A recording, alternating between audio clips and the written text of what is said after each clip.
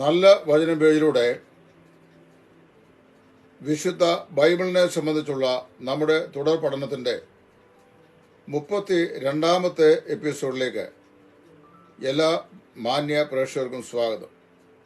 ഇന്ന് വിശുദ്ധ ബൈബിൾ പ്രഖ്യാപിക്കുന്ന രക്ഷയുടെ സാർവത്രികത എന്നുള്ള വിഷയമാണ് ഞാൻ ഇവിടെ സംസാരിക്കുവാൻ കർത്താവിൽ ആഗ്രഹിക്കുന്നത്. ഈ വിഷയം നമ്മൾ ക്രമീകൃതമായി പഠിച്ചുകൊണ്ടിരിക്കുകയാണല്ലോ. ബൈബിൾ പ്രഖ്യാപിക്കുന്ന രക്ഷ അത് സാർവത്രിക സ്വഭാവം ഉള്ളതാണ്. എന്ന് വെച്ചാൽ ലോകത്തിലുള്ള എല്ലാ മാനവജാതിയോടും ഉള്ള ബന്ധത്തിലാണ് ആ രക്ഷയെക്കുറിച്ച് പറയുന്നത്. മനുഷ്യവർഗത്തിൻ്റെ പാപവും പാപത്തിൻ്റെ ഫലവും സാർവത്രികമാണ്. റോമർ 3:23 അവിടെ വായിക്കുന്നു, ഒരു വ്യത്യാസവുമില്ല, എല്ലാവരും പാപം ചെയ്ത് ഒരുപോലെ ദൈവദേശത്തിലാത്തവരായി തീർന്നിരിക്കുന്നു. റോമാലേഖനം 5:12 വായിക്കുന്നത്, ഏക മനുഷ്യാൽ പാപവും പാപത്താൽ മരണവും ലോകത്തിൽ കടന്നു എന്നാണ്. എബ്രായർ 9:27 വായിക്കുന്നു, ഒരിക്കൽ മരിക്കുകയും പിന്നെ ന്യായവിധിയും ദൈവം മനുഷ്യർക്കായി നിയമിച്ചിരിക്കുന്നു. അതുകൊണ്ട് പാപത്തിലും പാപത്തിൻ്റെ ഫലത്തിലും നിന്നുള്ള വീണ്ടെടുപ്പ് എല്ലാ മനുഷ്യർക്കും അനിവാര്യമാണ്. ഏതെങ്കിലും ഒരു പ്രത്യേക വിഭാഗത്തിൽപ്പെട്ട ആളുകൾ മാത്രമായിരുന്നു പാപത്താൽ മലീമസമാക്കപ്പെട്ടത് എങ്കിൽ പാപത്തിന്റെ പരിണിത ഫലമായിരുന്ന മരണത്തിൽ നിന്നുള്ള വീണ്ടെടുപ്പ് ആ പ്രത്യേക വിഭാഗത്തിന് മാത്രമായി ഒതുക്കാമായിരുന്നു. എന്നാൽ ഇത് പാപം സകല മനുഷ്യരിലും ഒരുപോലെ പരന്നിരിക്കുന്നു എന്നാണ് നാം വായിക്കുന്നത്. ഏക മനുഷ്യന്റെ അനുസരണക്കേടിനാൽ സകലരും പാപികളായി തീർന്നു. അങ്ങനെ പാപം സകല മനുഷ്യരിലും പരന്നിരിക്കുന്നു എന്ന് വായിക്കുന്നു. പാപത്തിന്റെ പ്രവേശനം, പാപത്തിന്റെ വ്യാപാരം, പാപത്തിന്റെ തേർവാഴ്ച, പാപത്തിന്റെ സാമൂഹ്യമാകുന്ന സാർവത്രികമാകുന്ന വ്യാപനം, ഈ 4 കാര്യങ്ങൾ റോമാലേഖനം 5-ാം അധ്യായത്തിൽ നാം വായിക്കുന്നുണ്ട്. മാനവജാതി മുഴുവനായും ഒരുപോലെ പാപത്തിൽ അടയ്ക്കപ്പെട്ടു പോയതുകൊണ്ട് മനുഷ്യവർഗത്തിന്റെ മൊത്തത്തിന്റെയും പാപത്തിന്റെ പരിണിതഫലമായ മരണത്തിൽ നിന്നുള്ള രക്ഷാമാർഗവും ദൈവം സാർവത്രികമായിട്ടാണ് വിശുദ്ധ ബൈബിൾ കൂടി അറിയിച്ചിട്ടുള്ളത്.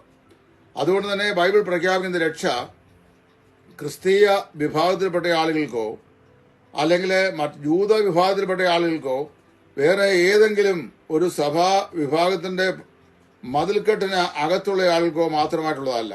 സർവ്വലോകത്തിന്റെയും പാപത്തിന്റെ പരിഹാരത്തിന് വേണ്ടിയുള്ള രക്ഷാമാർഗമാണ്. നമ്മുടെ കർത്താവായ യേശു ക്രിസ്തു ആ രക്ഷയിലേക്ക് ആളുകളെ ആഹ്വാനം ചെയ്യുമ്പോൾ, അധ്വാനിക്കുന്നവരും ഭാരം ചുമക്കുന്നതിനുമായുള്ളവരെ എല്ലാവരും എൻ്റെ അടുക്കൽ വരുവീൻ, ഞാൻ നിങ്ങളെ ആശ്വസിപ്പിക്കും എന്നാണ് പറഞ്ഞിട്ടുള്ളത്. അധ്വാനിക്കുന്നവർ, ഭാരം ചുമക്കുന്നവർ എന്ന് പറയുന്നത് തൊഴിലാളി വർഗത്തോട് ബന്ധത്തിൽ മാത്രമല്ല, പാപത്തിന്റെ ഫലമായി ഉള്ള രക്ഷാമാർഗത്തിന് വേണ്ടി അധ്വാനിച്ച് അത്യന്തം ഭാരപ്പെടുന്നവരായിട്ടുള്ള ആളുകൾ.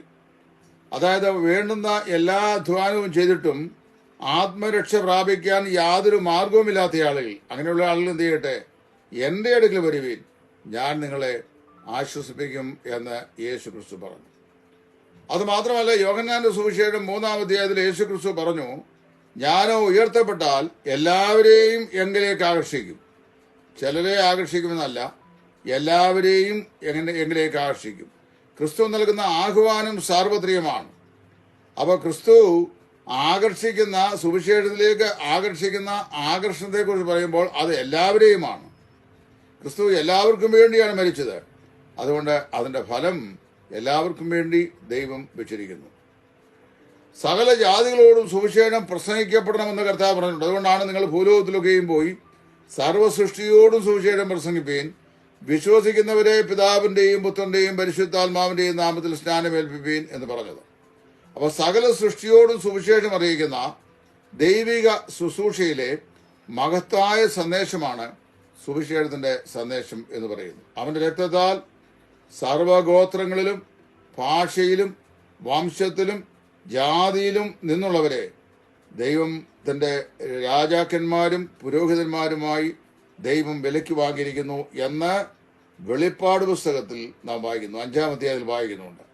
മാത്രമല്ല, മത്തായി 11:28 വെളിപ്പാട് 5:9, 10, 7:9, 10 ഈ വാക്യങ്ങളിലും എല്ലാം കർത്താവിന്റെ വചനം വളരെ വ്യക്തമായി പറയുകയാണ്. നിങ്ങൾ എന്ത് ചെയ്യുന്നു? സർവഗോത്രത്തിൽ നിന്നും ഭാഷയിൽ നിന്നും വംശത്തിൽ നിന്നും വിലയ്ക്ക് വാങ്ങപ്പെട്ടവരാണെന്ന്. അപ്പൊ എല്ലാ ആളുകളെയും ഒരുപോലെ കണ്ട്, ഒരുപോലെ ഉൾപ്പെടുത്തി, ഒരുപോലെ എല്ലാവരുടെയും ആവശ്യകതയായി മനസ്സിലാക്കി ദൈവം നൽകിയിരിക്കുന്ന സാർവത്രികമായ സന്ദേശമാണ് രക്ഷയുടെ സന്ദേശമായ സുവിശേഷം. കാരണം പാപത്തിന്റെ പ്രകൃതി സാർവത്രികമാണ്, അതിന്റെ വ്യാപാരം സാർവത്രികമാണ്, പാപത്തിന്റെ ഫലം സാർവത്രികമാണ്. അതുകൊണ്ട് രക്ഷയ്ക്കുള്ള മാർഗവും സാർവത്രികമാണ്, രക്ഷയുടെ ആഹ്വാനം സാർവത്രികമാണ്, രക്ഷിക്കപ്പെടുന്നവരും സാർവത്രികമായി രക്ഷിക്കപ്പെടുന്ന ആളുകളാണ്. അതുകൊണ്ട് ബൈബിൾ പ്രഖ്യാപിക്കുന്ന രക്ഷ സംബന്ധിച്ച് അത് നിസ്തുല്യമാണ് എന്ന് സൂചിപ്പിക്കാനാണ് ഈ എപ്പിസോഡിൽ ഞാൻ ദൈവസേനയിൽ ആഗ്രഹിച്ചത്. നിങ്ങൾക്ക് നിശ്ചയമായും ഈ പഠനം ഒരു അനുഗ്രഹമായി തീരും എന്ന് കർത്താവിൽ ഞാൻ പ്രതീക്ഷിക്കുന്നു. ദൈവം എല്ലാവരെയും അനുഗ്രഹിക്കട്ടെ. ക്രിസ്തുവിൽ നിങ്ങളുടെ സഹോദരൻ സുവിശേഷകൻ Titus from Idayaranmula. Thank U.